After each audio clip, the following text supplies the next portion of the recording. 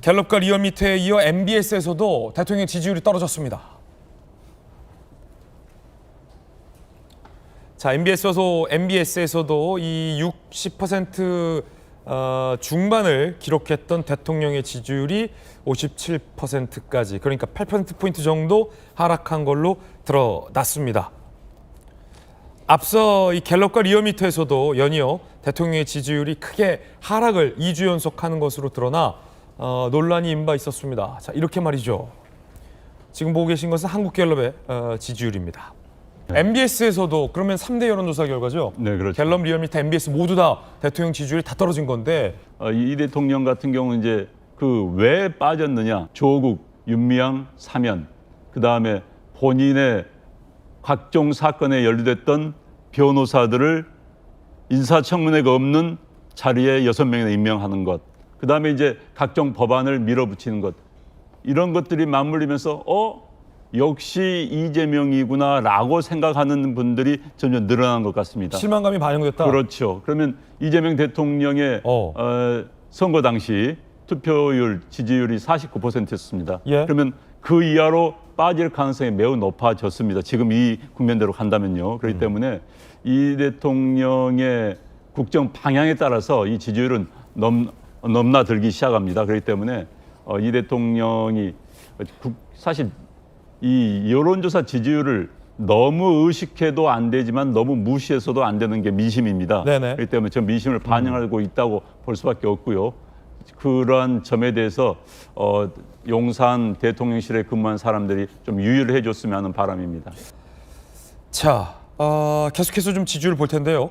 광복절 특사에 대한 평가도 물었습니다. 뭐라고 답변 나왔을까요? 적절하지 않다고 54죠. 과반이 넘었어요. 부적절하다가 54% 나왔어요. 적절하다는 38%밖에 안 됐습니다.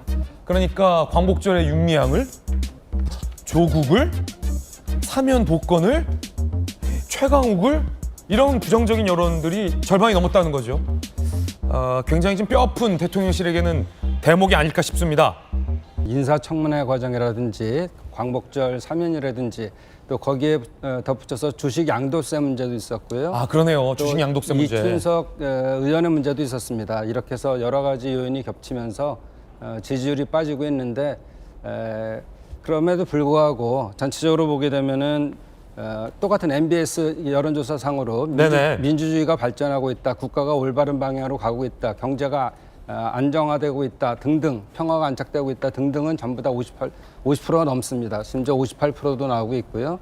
그런 걸 보면은 이재명 정부가 잘하고 있다는 큰 틀에서에 대한 지지는 있는데 좀 전에 말씀드린 것처럼 사고에 따라서 이런 지지율이 좀 빠지고 있습니다.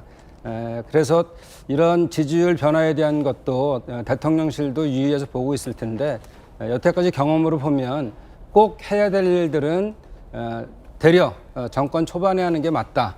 그렇지 않고 계속 지지율만 생각하면서 국민들이 좋아할 것들만 이렇게 하다 보면 결과적으로는 꼭 해야 할 개혁이나 혁신 같은 것들은 못하고 있다, 이런 점들이 있습니다. 네. 그렇게 보면 뭐 여론조사라는 게 굉장히 중요하긴 하지만 해야 할 일은 하고 또 앞으로 남아있는 우리가 한일이나 한미에 대한 정상회담이 곧 있지 않겠습니까?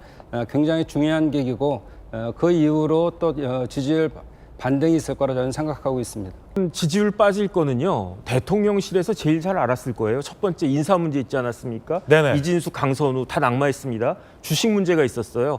그 정책위 의장이 양도세 관련해서 왔다 갔다 했고, 거기에다가 결정적으로 법사위원장 이춘석 의원님 지금 굉장히 큰 곤경에 처해져 있었는데, 지금 초반에 이재명 대통령 지지율을 끌어올렸던 거는 누가 뭐라고 해도 주가 3천 아니었습니까? 네. 3천 넘어갔다라고 한 거 전 진짜 대단하다고 생각을 하는데, 그런 와중에 특사를 한다라고 하면 이게 호재가 되겠습니까? 악재가 되겠습니까? 당연히 악재가 되겠죠. 거기에다가 조국 대표만 했다라고 하면 또 모르겠는데, 윤미향 의원 끌어들였다고 하는 거는요, 제가 봐도 아직까지도 전 이해가 되지가 않아요. 또 광복절 특사잖아요. 그것도 을사년이란 말이에요. 올해가 을사년인데 을사년 광복절에 윤미향 같이 위안부 할머니 뒤통수 친 사람을 그 사면 복권을 갖다가 한다? 거기에다가 윤미향 의원은요, 이렇게 형사처벌 받았다라고는 하지만 실질적으로 손해본 거 하나도 없습니다. 국회의원 할 거 다 하고요. 세비 다 받고요. 그렇기 때문에 왜 이렇게 했을까? 그거는 일단은 조국 전 대표에 대해서는 정치적으로 부채가 있으니까 거기에다가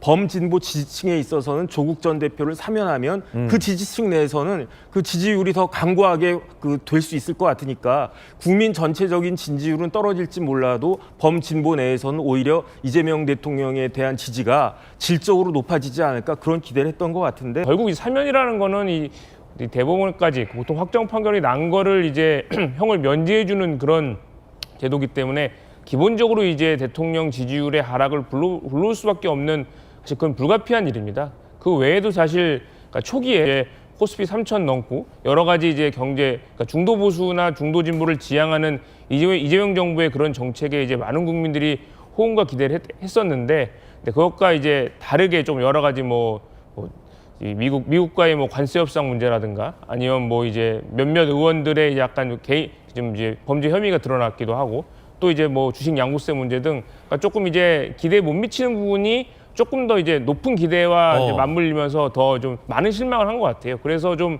큰 이제 낙차를 보인 걸로 보이는데 이제 오늘 한일 정상회담이 있고 또 이틀 후에 한미 정상회담이 있어서 거기에서 정말 이제 외교적으로나 안보적으로 조금 더 이제 발전적인 모습을 또 그런 결과를 나오고 한다면 그 지지율은 좀 충분히 반등할 수 있는 그런 모멘텀은 살아있다 그렇게 볼 수 있습니다.